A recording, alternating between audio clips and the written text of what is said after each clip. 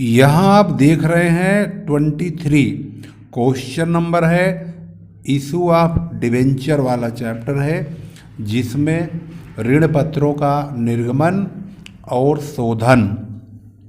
Question number 22 तक की video आप लोगों के पास जा चुकी है। क्वेश्चन नंबर 23 अब आपके सामने मौजूद है। जो स्टूडेंट इस वीडियो को देख रहे हैं वे इस वीडियो को अपने जान पहचान के सभी छात्रों को ज़रूर शेयर करें, वीडियो में व्यूज आए, जिससे कि मुझे वीडियो बनाने में इंटरेस्ट आए। अब वीडियो में अगर व्यूज नहीं आते हैं तो वीडियो को आगे बनाने का, अगला क्वेश्चन करने का मन बिल्कुल नहीं करता है। कुछ बच्चों की कमेंट आई कि भाई एग्ज़ाम आने वाले हैं, प्री बोर्ड होने वाले हैं, तो उनके अनुसार वीडियो बनाई जाए। तो मैंने उनका ध्यान किया और मुझे लगा कि चलो ये बच्चे बहुत ज़्यादा परेशान हैं। लेकिन आप देखोगे तो डिवेंचर की जो वीडियोज़ हैं उन पर बहुत कम व्यूज है, जिसकी वजह से वीडियो आगे बनाते समय हमने डिसीजन लिया कि अब आगे वीडियो इस चैप्टर की नहीं बनाएंगे, क्योंकि इस वीडियो पर ना तो स्टूडेंट्स की कोई कमेंट हमारे सामने आई, ना ही हमने उस पर यह महसूस किया कि किसी स्टूडेंट ने इसको लाइक किया हो, चैनल को सब्सक्राइब करके कमेंट किया हो कि सर ये वीडियो बहुत अच्छी है, इस वीडियो को हम पसंद करते हैं और वीडियो बनाइए। ऐसा कोई कमेंट नहीं आया। अभी हाल फिलहाल में 1-2 दिन के अंदर ही कमेंट इस चैप्टर के बारे में आई है, तो हम उसको ध्यान में रखते हुए अब इस चैप्टर की वीडियो बनाने चल रहे हैं। कोशिश करेंगे कि अगर कमेंट और व्यूज बढ़ते हैं तो इसको हम आगे बढ़ाएंगे, नहीं तो फिर दूसरे सब्जेक्ट की वीडियो चालू हो जाएगी। तो मैं आप लोगों से यही आग्रह करूंगा, वीडियो मैक्सिमम शेयर करो। ये वीडियो और बच्चों तक चलनी चाहिए, जानी चाहिए। मेरी समझ में ये नहीं आता है एजुकेशन से संबंधित वीडियोज़ जो इतनी मेहनत से बनाई जा रही हैं उस पर इतना व्यूज कम क्यों आता है। क्या स्टूडेंट पढ़ने वाले नहीं हैं, महज रील ही देखने वाले हैं, या छात्रों को रील के अलावा पढ़ाई लिखाई शिक्षा से संबंधित तमाम चीज़ों के बारे में कोई इंटरेस्ट बचा ही नहीं है, समझ में नहीं आ रहा है। चलिए जैसा भी हो, आप लोग अब जैसा सोचेंगे तो वैसा कीजिए। फिलहाल क्वेश्चन नंबर 23, इंडियन बैंक ने 1 अप्रैल 2015 को ₹100 वाले 10,008% ऋणपत्र 4% प्रीमियम पर निर्गमित किए, जो 31 मार्च 2021 को शोधनीय है। ऋण पत्रों के निर्गमन और शोधन के संबंध में जर्नल प्रविष्टियां कीजिए। तो इन्होंने जो है इशू का भी जर्नल प्रविष्टि मांगी है और रिडेम्पशन का भी मांगा है। अब ये जो डिवेंचर है 100 रुपये का एक डिवेंचर है, 10,000 से मल्टीप्लाई करेंगे तो 10 लाख रुपया हो जाएगा, और 10 लाख रुपए का 4% काटेंगे तो 40,000 रुपया हो जाएगा। तो इसका मतलब है 10 लाख रुपया तो आ ही रहा है, साथ में 40,000 का सिक्योरिटी प्रीमियम का पैसा भी मिल रहा है। तो 1 अप्रैल 2015 को 10,40,000 रुपये बैंक में कंपनी के आएंगे। तो जब हमारी जर्नल एंट्री होगी तो कुछ इस प्रकार से होगी, जैसे कि आप यहाँ पर स्क्रीन पर देख भी रहे हैं। स्टार्टिंग हम जब जर्नल एंट्री की करेंगे तो इसमें आपको दिखा रहे हैं कि जर्नल एंट्री की शुरुआत कैसे होगी। तो यहाँ पर सबसे पहले ये तो फॉर्मेट आप लोगों को पता ही है। 2015 1 अप्रैल को bank account debit to debenture application and allotment account हम लिखेंगे और उसमें 10,40,000 रुपये लिख देंगे। अब क्योंकि 10,40,000 में 10 लाख डिवेंचर है और 40,000 सिक्योरिटी प्रीमियम है, तो जब हम इसका पैसा ट्रांसफ़र करेंगे डिवेंचर एप्लीकेशन एंड अलॉटमेंट का 10,40,000 रुपया, तो 2 टुकड़ों में करेंगे। एक तो 8% वाले डिवेंचर में 10 लाख रुपये चला जाएगा और सिक्योरिटी प्रीमियम में 40,000 रुपये ट्रांसफ़र हो जाएंगे। इसके बाद इन्होंने कहा कि इस डिवेंचर का जो पेमेंट है उसका वापसी भी करनी है 31 मार्च 2021 को। अब क्योंकि यहाँ पर इंडियन बैंक, यहाँ शब्द आप ध्यान दोगे तो इंडियन बैंक जो कि एक फाइनेंशियल कंपनी है, इस प्रकार की फाइनेंशियल कंपनियां जो होती हैं, जो रिजर्व बैंक के अंडर में रहती हैं, यानी रिजर्व बैंक सभी इंडियन बैंक को, स्टेट बैंक को, जितने भी कॉमर्शियल बैंक हैं उन सभी को अपने अंडर में रूल रेगुलेशन से फॉलो करवाता है। तो ऐसे तमाम फाइनेंशियल इंस्टीट्यूशंस को डीआरआर और डीआरआई इन दोनों को बनाने की मनाही है, यानी इनको बनाने की कोई ज़रूरत नहीं है, क्योंकि ये तो ऑलरेडी रुपए में खेल रहे हैं, तो इन्हें रुपए के लिए अलग से रिजर्व रखने की ज़रूरत क्या है, इनके पास तो ऑलरेडी पैसा रखा ही रहता है। तो इसलिए सिर्फ इनका पैसा ड्यू होगा और पेमेंट होगा। तो हम यहाँ पर 31 मार्च 2021 को जब इन्होंने कहा डिबेंचरों का पैसा वापस करने वाली जो तारीख यहाँ पर घोषित की गई है, इस तारीख को हम डिबेंचर का पैसा ड्यू करेंगे। तो 8% डिबेंचर्स को डेबिट करेंगे, डिबेंचर होल्डर को क्रेडिट करेंगे, 10 लाख रुपए को ड्यू कर देंगे और 10 लाख रुपए को डिबेंचर होल्डर्स अकाउंट डेबिट करेंगे।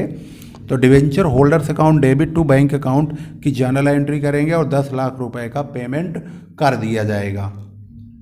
इसमें ना तो डीआरआर अकाउंट बनाएंगे ना ही डीआरआई बनाएंगे, क्योंकि यह एक फाइनेंशियल इंस्टीट्यूशन है, यानी कि यह एक बैंकिंग संस्था है और बैंकिंग संस्था में डीआरआई और डीआरआर बनाने की जो है ज़रूरत नहीं है। अब हम बात करते हैं क्वेश्चन नंबर 24 की। तो अभी इस सवाल को एक बार आप शुरू से देखेंगे, कहाँ से शुरू हुआ और कहाँ पर समाप्त हुआ। तो इस प्रकार से हमने शुरुआत किया था यहाँ से और पॉइंट टू पॉइंट हमने आपको इसका सॉल्यूशन दिखा दिया है और ये समाप्त हो गया। अब क्वेश्चन पढ़ेंगे, question number 24। Adani limited, Adani limited के नाम से वैसे अडानी बोलते हैं लेकिन इनको अदानी बना रखा है, चलिए कोई बात नहीं है। इस क्वेश्चन में लिखा हुआ है अदानी लिमिटेड के 100 रुपये वाले 10,009% ऋण पत्र जो वर्ष 2011 में निर्गमित किए गए थे देय हैं। इनका शोधन 31 मार्च 2021 को कंपनी के लाभों में से होना है। 30 अप्रैल 2020 को 7% प्रतिवर्ष ब्याज वाले विनियोगों में आवश्यक राशि को विनियोजित करने का निर्णय लिया गया। 31 मार्च 2021 को कंपनी के पास ऋण पत्रों का शोधन हेतु पर्याप्त लाभ था।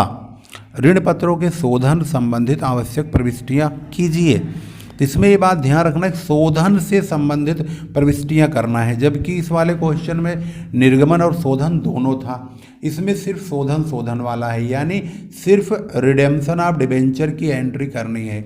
ये तो आपको पता ही है, यह रीडर्स चॉइस की ही बुक है, आपके पास भी रीडर्स चॉइस की बुक होगी। क्वेश्चन अब साफ साफ आपको दिखाई दे रहा होगा, ये क्वेश्चन आपके सामने मौजूद है, अपनी बुक में आप मिला लीजिएगा। नई बुक हमारे पास मौजूद है रीडर्स चॉइस की, ये शायद क्वेश्चन आपकी बुक से भी मैच कर रहा होगा अगर आपके पास नई वाली बुक होगी तो। यहाँ पर 100 रुपये वाले 10,000 डिबेंचर हैं तो 10 लाख रुपया हो गया।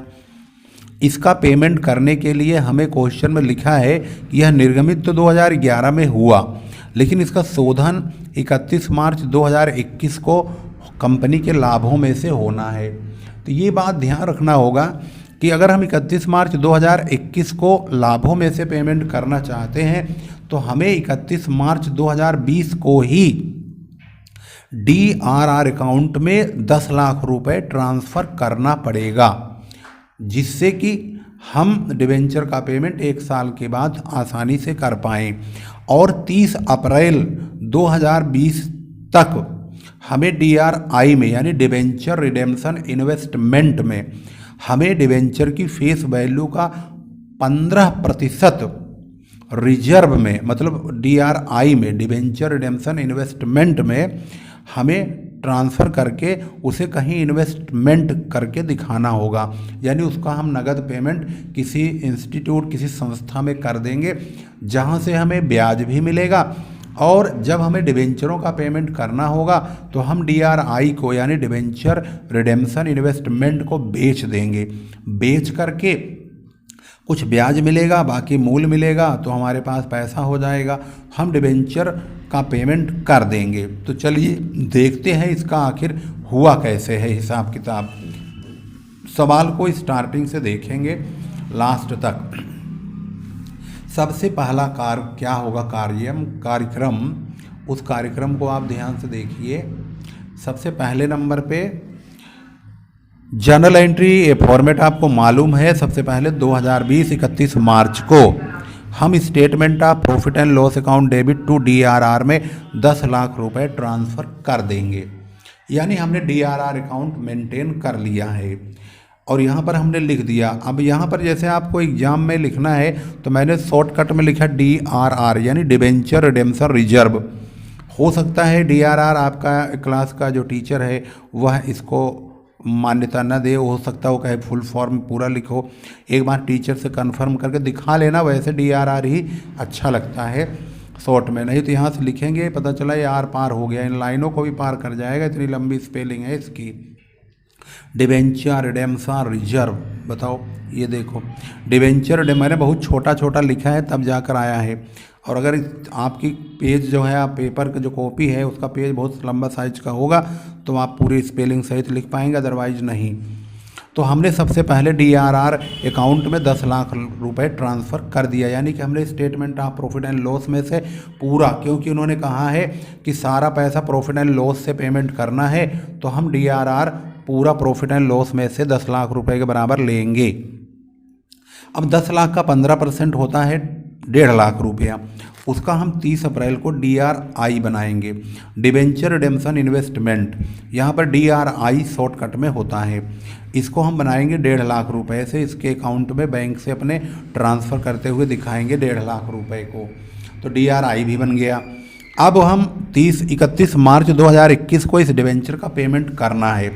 इस तारीख को हम इस डिबेंचर को बेच देंगे, DRI को यानी डिबेंचर रिडेम्पशन इन्वेस्टमेंट को बेचेंगे, और जब इसको बेचेंगे तो हमें ये रुपया तो मिलेगा ही मिलेगा, लेकिन क्वेश्चन में लिखा हुआ है ये 7% प्रतिवर्ष ब्याज वाले विनियोगों में विनियोजित किया गया है पैसा, तो 1.5 लाख रुपए का 7% यानी 7/100 इंटू, अब 30 अप्रैल को हमने काटा है यहाँ पर, मतलब पैसा ट्रांसफ़र किया है, तो 30 अप्रैल को तो छोड़ दीजिए, अप्रैल तो ख़त्म ही हो गया। अब आगे जो अगला महीना आता है मई जून जुलाई से लेके 31 मार्च तक 2021 तक, तो ये 11 महीने होते हैं, तो 11 महीने का हमें ब्याज चाहिए। तो हालांकि इन्होंने काट के दिखा दिया, ये हमारा काम आसान कर दिया इन्होंने। तो यहाँ पर 1.5 लाख का 7% से 11/12 यानी 11 महीने का जो ब्याज काट कूट का आया है 9,625 रुपया आया है। एक बार आप लोग भी कैलकुलेटर से कंफर्म कर लेना। इसके बाद जो हमारे पास डिबेंचर इन्वेस्टमेंट है उसको हम बेच देंगे। डिबेंचर इन्वेस्टमेंट को जब बेचेंगे तो हमें 1.5 लाख रुपया तो मिलेगा ही मिलेगा, उसके बाद हमें ब्याज भी मिलेगा। तो ब्याज की कैलकुलेशन यहाँ पर हमें बता दिया इन्होंने, कैलकुलेशन करके हमारा कैलकुलेशन आसान कर दिया। 1.5 लाख रुपए पर 7% वाला है ये, तो 7/100 काटेंगे। 30 अप्रैल को इन्होंने इन्वेस्ट किया है, तो 30 अप्रैल तो मतलब अप्रैल तो ख़त्म ही हो गया। आगे मई से लेकर के 31 मार्च तक पूरे 11 महीने होते हैं, तो 11/12 हम काट लेंगे, और इसका जो ब्याज है वो 9,625 रुपया होगा। इसका मतलब हमें 1.5 लाख रुपया भी मिलेगा और 9,625 रुपये का एक्रूड इंटरेस्ट भी प्राप्त होगा जो हमने कमाया है। तो हम यहाँ पर जब एंट्री करेंगे तो बैंक अकाउंट डेबिट, भाई डिवेंचर का हम पैसा चुकाने वाले हैं, तो अब इन्वेस्टमेंट को बेच रहे हैं 1 साल के बाद यानी 11 महीने के बाद। 31 मार्च 2021 को इस डिवेंचर को जब बेचा जाएगा, डिवेंचर DRI को, तो डिवेंचर रिडेम्पशन इन्वेस्टमेंट हमने 1.5 लाख का और एक्रूड इंटरेस्ट हमें 9,625 रुपया, दोनों मिला के 1,59,625 रुपया प्राप्त हो गया। इसके बाद हम डिवेंचर का पैसा ड्यू करेंगे। 9% debentures account debit to debenture holders account. 10 lakh रुपए हमें बोला गया पेमेंट करने के लिए, तो हम 10 लाख रुपए का यहाँ पर पैसा ड्यू करेंगे और डिवेंचर होल्डरों को बैंक से 10 लाख रुपए का पेमेंट करेंगे। अब क्योंकि हमने DRR बनाया हुआ है यहाँ पर 10 लाख रुपए का, और ये डिवेंचरों का भुगतान करने के बाद इसे जनरल रिजर्व अकाउंट में ट्रांसफ़र कर दिया जाएगा। इस प्रकार से ये सवाल भी समाप्त हो गया। अब सवाल ज़्यादा हार्ड नहीं है, लेकिन खौफ और दहशत बच्चों के दिमाग में इस प्रकार से घुस जाता है कुछ तो टीचर लोगों की लापरवाही होती है, बच्चों को इतना ज़्यादा गहराई से समझाते नहीं हैं, और उसमें बच्चे भी, क्लास बहुत ज़्यादा बच्चे होते हैं तो उसमें शोर भी मचता रहता है। कोई बच्चा अपनी कहानी बताता रहता है, कोई कहीं की कहानी सुना रहा है, और इसमें जो कंसंट्रेशन करने वाले बच्चे हैं जिनका दिमाग थोड़ा पढ़ाई में है वो भी लापता हो जाते हैं, वो भी खो जाते हैं। उनकी समझ में मास्टर की बात आधी आती है, आधी गोल हो जाती है, और जिसकी वजह से वो बेचारे कॉन्सेंट्रेट नहीं हो पाते हैं। तो मैं आप लोगों से यही कहूँगा कि आप लोग इस वीडियो को ना 2-3 बार देख लेना, इससे आपका कंसंट्रेशन बन जाएगा। लीड लगा करके देखना ताकि आपके कान में ना बाहर की बकवास ना समझ में आए। अगर आप जहाँ भी बैठ के इस वीडियो को देखना, कान में, दोनों कान में लीड लगा लेना, ताकि ना तो इस कान से बाहर की आवाज़ आए ना दूसरे कान से बाहर की आवाज़ आए। इससे आपका कंसंट्रेशन सिर्फ इस वीडियो की आवाज़ पर ही होगा, और आप पूरी बारीकी से ध्यान से बता रहा हूँ इस बात को, आजमा के देख लेना, बहुत अच्छी तरह से समझ में आ जाएगा। घर वालों को बोल देना 1 घंटे तक आपको किसी भी प्रकार से डिस्टर्ब ना करें, जिससे कि आपको ये वीडियो बहुत अच्छी तरह समझ में आ जाए। अगर ये काम आपने कर लिया तो आपको समझ लो इस सवाल को समझने से कोई नहीं रोक पाएगा। हाँ, अगर भाई आप सोच रहे हो कि बाहर का भी कहानी समझ में आए और पढ़ाई भी कर लूँ, तो भाई 2 तरफा तो बहुत मुश्किल है। जो मैंने कहा है उसको आजमा के देखिए। क्वेश्चन की शुरुआत यहाँ से होती है और स्टेप बाय स्टेप इसको कहाँ से कहाँ तक पहुँचाया गया है ये आप देखते चलो। कंसंट्रेशन अच्छा रहना चाहिए, सवाल पे फोकस रहना चाहिए, बाहर की बातों को बिल्कुल नहीं सोचना चाहिए। सवाल करते समय सवाल पर ही ध्यान होना चाहिए, तभी मान लो बच्चा बिल्कुल एकदम कंसंट्रेट होकर सवाल को समझ पाता है। ज़्यादातर हमें क्लास की बातें बहुत ज़्यादा माइंड को डिस्टर्ब करती हैं। जब हम पढ़ रहे होते हैं या जब कोई पढ़ाई कर रहे होते हैं, 2 लाइन हम किताब की पढ़ते हैं, तीसरी लाइन जब हमारा नंबर आता है पढ़ने का, तो हमें अपने क्लास की, फ्रेंड की, टीचर की कोई शरारत वाली चीज़ें ये सब माइंड में घूमती रहती हैं, और इसका नतीजा ये होता है कि हमारा माइंड जो है डाइवर्ट होता रहता, बीच बीच में लहराने लगता है। तो इस प्रकार से जब लहराने लगता है तो हमारा जो है ध्यान भंग हो जाता है और हम समझ नहीं पाते। चलिए खैर कोई बात नहीं, सबके अपने अपने दिमाग की बात है भाई। अब चलते हैं क्वेश्चन नंबर 25 की ओर। आप लोगों ने बहुत अच्छा मोटिवेट किया है, कमेंट कर दिया है, तो मेरे अंदर थोड़ा सा करंट आ गया है, तो मैं सोच रहा हूँ सवाल आपको एक आधा और बता दूँ, इसलिए क्वेश्चन नंबर 25 को भी लीजिए। तो क्वेश्चन नंबर 25 इसमें लिखा है, निम्नलिखित परिस्थितियों में ऋण पत्रों के निर्गमन और शोधन की प्रविष्टियाँ कीजिए। इसमें शोधन भी होगा यानी और निर्गमन भी होगा। पहला और दूसरा 2 केस बनाया, यानी इन्होंने 2 क्वेश्चन बना दिया है। 10,000 6% वाले डिबेंचर हैं जो कि 100 रुपये का एक डिबेंचर है, और ये 10% प्रीमियम पर निर्गमन है और सम मूल्य पर शोधन है। इसका मतलब ये है कि इनके पास 11 लाख रुपए आएंगे, और जब इन्हें वापसी की बात करनी होगी तो सम मूल्य पर, यानी जो 10 लाख रुपया डिबेंचर का पैसा है वही ये चुकाएंगे, बाकी सिक्योरिटी प्रीमियम वाला पैसा ये रख लेंगे। इस बात में भी ध्यान रखने वाली चीज़ है कि डिबेंचरों का भुगतान जब भी किया जाए इस पर आपको फोकस रखना है। डिबेंचर में खास चीज़ें क्या हैं, DRR है, DRI है, इनको कब बनाया जाता है यह भी बहुत महत्वपूर्ण है। चलिए सवाल की ओर बढ़ते हैं। इसमें हमने पार्टीशन कर दिया। फर्स्ट पार्ट में हमने पहले डिबेंचर को इशू और सेकंड पार्ट में हमने रिडेम्पशन किया है। तो इशू और रिडेम्पशन वाले भागों को आपको बहुत अच्छी तरह से समझना होगा। तो क्वेश्चन में हमने पहले इशू दिखाया है, लेकिन आप जब सोल्व करोगे इशू को, यानी पहले पार्ट के इशू को, और उसी के जस्ट नीचे रिडेम्पशन को भी दिखाइएगा। अब इसमें क्योंकि इन्होंने ना तो डेट डाल रखी है ना ही हमें डेट डालना बताना है, लेकिन मैं आपको 31 मार्च और 30 अप्रैल के हिसाब से यहाँ पर मेंशन कर दूंगा, जिससे आप ये समझ जाओगे कि कब कब हमें कौन कौन सी डेट रखनी पड़ेगी। तो शुरुआत करते हैं। सबसे पहले पहला पॉइंट, 10,000 डिबेंचर है। 10,000 डिबेंचर 6% वाले हैं, 100 रुपये के हिसाब से 10 लाख रुपया और 10% सिक्योरिटी प्रीमियम, तो हमें 11 लाख रुपए प्राप्त होंगे। तो यहाँ पर हमने यहाँ पर लिखा है, देखो जो दिखा रहा हूँ सिर्फ उसी पॉइंट को आपको ध्यान से देखना है, बाकी और कोई चीज़ ध्यान नहीं देना है। Bank account debit to debenture application and allotment 11 lakh रुपए। इसके बाद भाई नरेशन वरेशन तो आपको पता ही है, पहले सवालों में बार बार हुआ है। Being debenture application and allotment money received, और उसके बाद debenture application and allotment money को हमने 2 टुकड़े कर दिए 11 लाख को। एक तो 6% वाले डिवेंचर अकाउंट में ट्रांसफ़र कर दिया और 2 सिक्योरिटीज प्रीमियम अकाउंट में ट्रांसफ़र कर दिया 1 लाख रुपए। ये तो इस डिवेंचर का इशू करने की एंट्री हो गई। अब रिडेम्पशन की बारी आई। अब डिवेंचरों को रिडेम्पशन करने के लिए सबसे पहले बिल्कुल इशू वाले के नीचे ही आपको रिडेम्पशन की एंट्री करनी होगी।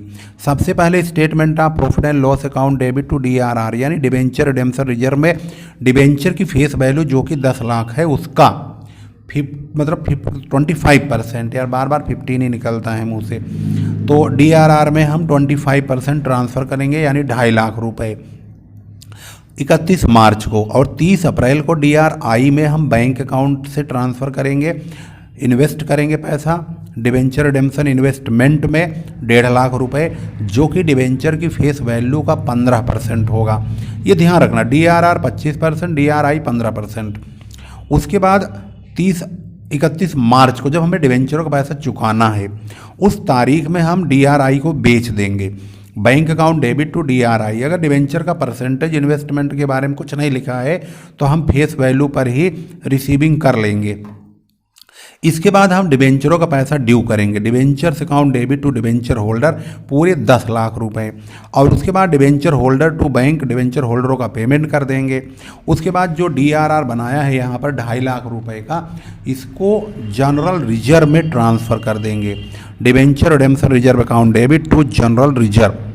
ये बात हो गई। अब पहुँचती तो हमारा पहला केस ओके हो गया। बताओ सवाल तो है 1 लाइन का, और भाई साहब जनरल एंट्री 1 2 3 4 5 6 7 8 तो जनरल एंट्री बनवा दी अगले बंदे ने।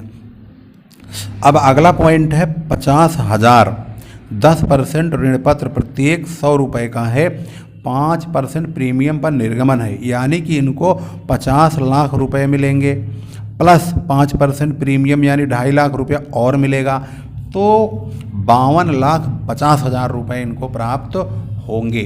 तो 52,50,000 रुपये जो प्राप्त होंगे, लेकिन इसका चुकाने वाला जो क्वेश्चन है, पॉइंट है, वो कह रहे हैं कि पैसा जब शोधन होगा तो 10% प्रीमियम पर शोधन होगा, यानी 50 लाख का 10% 5 लाख रुपया, यानी इनको 55 लाख रुपए चुकाने पड़ेंगे, जिसमें इनको 5 लाख का नुकसान होगा यानी लॉस होगा। तो अब इसकी जनरल एंट्री कैसे होगी, पहले इशू वाला पॉइंट आपको देखना है। तो इशू वाला पॉइंट यहाँ से देखेंगे, bank account debit to debenture application and allotment, इनको 52,50,000 रुपये मिल गए। डिवेंचर एप्लीकेशन एंड अलॉटमेंट को डेबिट करेंगे 52,50,000, लॉस होगा इनको, यहाँ वाला जो प्रीमियम होता है लॉस होता है, तो लॉस ऑन इशू आप डिवेंचर अकाउंट का 5 लाख रुपया लिखेंगे। डिवेंचर की जो फेस वैल्यू है 10% डिवेंचर नाम है उसका 50 लाख का हो गया, सिक्योरिटी प्रीमियम 2.5 लाख रुपए का हो गया, और प्रीमियम और रिडेम्पशन 5 लाख का हो गया। तो ये जो 5% है, 50 लाख का ही 5% कटेगा 2.5 लाख होगा, 50 लाख का ही 10% कटेगा 5 लाख होगा। तो यहाँ जो शोधन के समय का प्रीमियम होता है इसको हम प्रीमियम और रिडेम्पशन बोलते हैं, और यहाँ वाला जो प्रीमियम इशू के समय का निर्गमन वाला होता है इसको हम सिक्योरिटी प्रीमियम बोलते हैं। ये सिक्योरिटी प्रीमियम का पैसा जब हम रिसीविंग करते हैं, बैंक अकाउंट डेबिट करते हैं, तो वहाँ पर ये पैसा प्रीमियम वाला जुड़ जाता है, जबकि ये वाला पैसा हमारा लॉस होता है, इसको हम दूसरी वाली एंट्री में लॉस के रूप में और नीचे प्रीमियम और रिडेम्पशन के रूप में 2 नामों से दिखाते हैं। एक बार डेबिट में लॉस और क्रेडिट में प्रीमियम और रिडेम्पशन। और सिक्योरिटी प्रीमियम वाला पैसा बैंक में जुड़ जाता है और यहाँ पर भी लिखा जाता है 2.5 लाख रुपया। अब हम इसके रिडेम्पशन की एंट्री करेंगे। अब रिडेम्पशन करने के लिए भाई 50 लाख रुपए का हमें चुकाना है, तो 50 लाख का फेस वैल्यू 50 लाख ही है डिवेंचर का, तो उसका हमें 25% DRR बनाना होगा, 31 मार्च को। इसके लिए हमने यहाँ पर एक एंट्री किया है। बाद में ये पेज मुझे अंदर से बेकार लगा तो मैंने सिर्फ एक ही एंट्री करके छोड़ दिया। 31 मार्च को statement of profit and loss account debit to DRR account 12.5 lakh रुपए हमने यहाँ पर DRR मेंटेन कर दिया है। इसके बाद 50 लाख का 15% का DRI बनेगा 7.5 लाख का, यानी कुछ इस प्रकार से 30 अप्रैल को हमने यहाँ पर DRI बनाया। तो इस प्रकार से बना है, DRI डेबिट होगा टू बैंक, 7.5 लाख रुपए ट्रांसफ़र हो गए। इसके बाद बैंक से हमने 31 मार्च को, क्योंकि हमें बेचना है, बेच के डिबेंचरों का पैसा चुकाना है, तो bank account debit to DRI हमने 7.5 लाख का बेच दिया। अब हम 31 मार्च को ही बेचने के बाद डिबेंचर का पैसा ड्यू करेंगे, क्योंकि डिबेंचरों का पैसा हमें 50 लाख चुकाना है, लेकिन 10% प्रीमियम पर चुकाना है। तो 50 लाख में 5 लाख रुपया और जोड़ोगे तो 55 लाख चुकाना होगा। तो हम 10% डिबेंचर को डेबिट करेंगे 50 लाख का, और प्रीमियम और रिडेम्पशन ऑफ डिबेंचर वाला जो पैसा है 5 लाख का वो भी डेबिट करेंगे। उसके बाद टोटल डिबेंचर होल्डरों को 55 लाख रुपए का पेमेंट हमें ड्यू करना है, तो ये हमने ड्यू कर दिया। Debenture holder to bank account यहाँ हमने पेमेंट कर दिया। इसके बाद डिबेंचर का जो डिबेंचर रिडेम्पशन रिजर्व है उसको जनरल रिजर्व में ट्रांसफ़र कर दिया 12.5 लाख रुपए DRR का पैसा। लो 1 जीरो हमने यहाँ पर कम कर रखा है, लेकिन अब लो बढ़ गया। अभी आप लोग कमेंट करते सर आपने डेबिट साइड में 1 जीरो कम लिखा है, और मैं सोचता कहाँ लिखा है, मैं दोबारा वीडियो देखता और फिर मुझे पता चलता ओ हो गड़बड़ हो गया। चलो खैर कोई बात नहीं, आप लोग बहुत बारीकी से देखा कीजिए, पढ़िए, एग्ज़ाम का टाइम आ रहा है, वीडियो को 2-2 3-3 बार देखो, कोई दिक्कत नहीं है। अगली वीडियो में हम फिर मिलेंगे अगले क्वेश्चन के साथ, लेकिन वीडियो पे कमेंट आना बहुत ज़रूरी है, और आप लोगों का ये वीडियो कैसा लगा ये ज़रूर बताइएगा, ताकि मैं और मोटिवेटेड हूँ और आपको और भी वीडियो बना के दूँ। और नहीं कमेंट आएगा, नहीं वीडियो में व्यूज आएंगे, तो मैं क्या करूँगा, मेरा तो डिमोटिवेशन हो जाएगा, मैं तो बैठ जाऊँगा चुप, फिर मैं शॉर्ट्स बनाऊँगा जय श्री राम जय जय श्री राम। तो इसलिए आप ऐसा ना करें। फिर हम बात करते हैं अगली वीडियो में, फिर मिलते हैं।